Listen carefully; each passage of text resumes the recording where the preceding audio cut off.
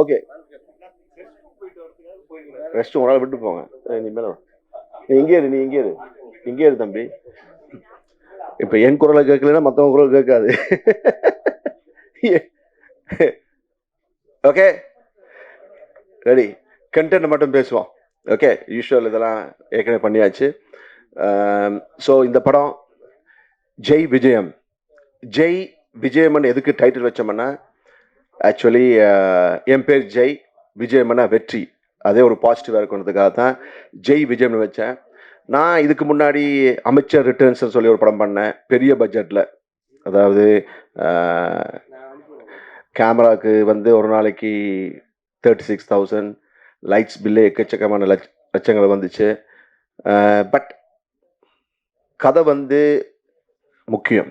அதாவது நான் மற்ற படங்களை சொல்லாமல் நான் நடித்த படமே சொல்கிறேன். இதுக்கு முன்னாடி நிறைய படங்கள் பண்ணியிருக்கேன்.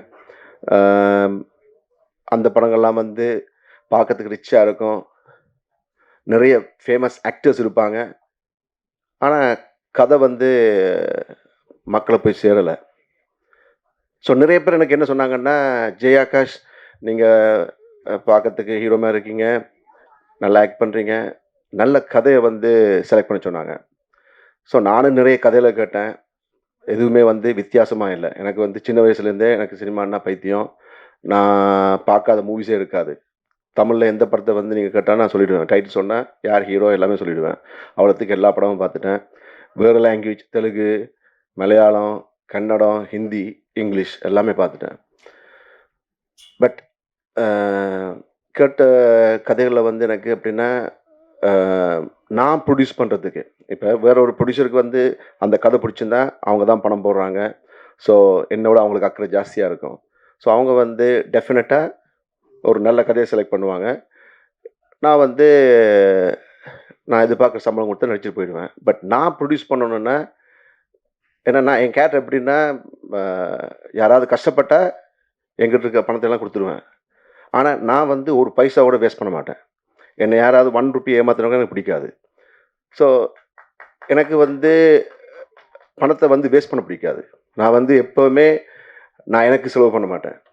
மற்றவங்களுக்காக வந்து நான் கொடுப்பேன், எனக்கு நான் செலவு பண்ண மாட்டேன். இப்போ நீங்கள் பார்த்தீங்கன்னா, நான் ப்ரொடியூஸ் பண்ண இந்த ஜெய் விஜயம் படம், இதுதான் நான் ஃபஸ்ட்டாக ப்ரொடியூஸ் பண்ணுற படம். அதுக்காகத்தான் ஜெய் ஆகாஷ் ஃபிலிம்ஸ்னு டைட்டில் வச்சுருக்கேன். நான் நடித்த படங்கள்லேயே கம்மியான பட்ஜெட்டுன்னா இந்த படம் தான். பட் ஆனால் நான் அதிகமாக பணம் கொடுத்தது இந்த படத்தோட மூலக்கதைக்கு. இதில் நடித்த ஆர்டிஸ்ட் எல்லாருக்குமே நான் என்னுடைய மனமார்ந்த நன்றியை தெரிவிச்சுக்கிறேன். ஏன்னா அவங்க யாருமே சம்பளம் வாங்கலை, இன்க்ளூடிங் ஹீரோயின் அக்ஷயா கண்டமுத்தன். இப்போ விஜய் டிவி ஆஹா கல்யாணத்தில் வந்து மெயின் ஹீரோயினாக பண்ணிகிட்ருக்காங்க. அவங்கள நான் தான் இன்ட்ரடியூஸ் பண்ணேன் அமைச்சர் ரிட்டர்ன்ஸ் படத்தில். ஸோ அந்த படம் பண்ணிகிட்டு இருக்கும்போது, சார் உங்கள் நெக்ஸ்ட் படம் என்னன்னாங்க. ஸோ நான் இப்படி ஒரு கதை ரெடி பண்ணிகிட்ருக்கேன் ஜெய் விஜயம்னு சொல்லி. ஸோ அந்த கதையை கேட்டாங்க. கேட்டோடனே, சார் சூப்பராக இருக்குது சார் கதை, நான் இதில் ஆக்ட் பண்ணேன்னாங்க. அப்போ நான் என்ன சொன்னேன்னா, என்னால் வந்து ஆர்டிஸ்ட்டுக்கெலாம் சம்பளம் கொடுக்க முடியாது.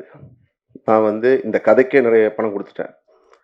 ஸோ இந்த கதையை வந்து நான் ரைட்ஸ் வாங்கிறதுக்கு நிறைய பணம் செலவழிச்சிட்டேன். ஏன்னா கதை தான் முக்கியமாக இருக்குது. பட் ஆர்டிஸ்ட் வந்து இந்த படத்துக்கு எந்த ஒரு இமேஜும் இல்லாத ஆர்டிஸ்ட் தான் தேவை. அதாவது நியூ கமர்ஸ்னால் நல்லாயிருக்கும். ஸோ நான் நியூ கமர்ஸ் தான் போடுற பிளான்னா, இப்போ சார் நானும் நியூ கமர் தான் சார், என்ன நடிக்க வைங்கன்னாங்க. ஸோ அக்ஷயா கண்டமுத்தன் அவங்க அமைச்சர் ரிட்டர்ன்ஸுக்கெலாம் சம்பளம் வாங்கி தான் ஆக்ட் பண்ணாங்க. பட் இந்த படத்தில் ஃப்ரீயாக நடித்தாங்க.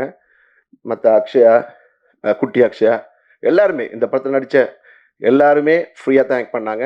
ஏன்னா எல்லாருக்குமே கதை பிடிச்சிருந்துச்சு. எல்லாருமே இந்த படத்தில் ஒரு அவங்களும் ஒரு இதாக இருக்கணும்னு சொல்லி, ஒரு பார்ட்டிசிபேட் பண்ணணும்னு சொல்லி எல்லாருமே பண்ணாங்க. ஸோ கதை வந்து டெஃபினட்டாக சொல்கிறேன், புதுசாக இருக்கும். என்னால் இப்போ அந்த படத்தோட நான் எந்த படத்துலேருந்து அந்த மூலக்கதை எடுத்தேன், அது ஒரு ஃபாரின் ஃபிலிம், அதை வந்து இப்போ சொல்ல முடியாது. டெஃபினட்டாக படம் ரிலீஸ் ஆனதுக்கப்புறம் நான் வந்து சொல்லுவேன் அந்த கதை. ஸோ இந்த படத்தில் வந்து அதிகமாக செலவழித்தது வந்து அந்த ரைட்ஸை வாங்கிறதுக்கு. மற்றபடி மேக்கிங் எல்லாம் என்ன தேவையோ, அதாவது கதைக்கு என்ன தேவையோ, படம் பார்க்கும்போது அது ஒரு ரியாலிட்டியாக இருக்கணும். ஒரு மலையாள ஃபிலிம்ஸ் எப்படி இருக்கிறாங்களோ அதே மாதிரி எடுக்கணும்னு சொல்லி ஆசைப்பட்டேன். ஏன்னா அவங்க வந்து ரொம்ப இப்போ at present I am very Impress with Malayalam films.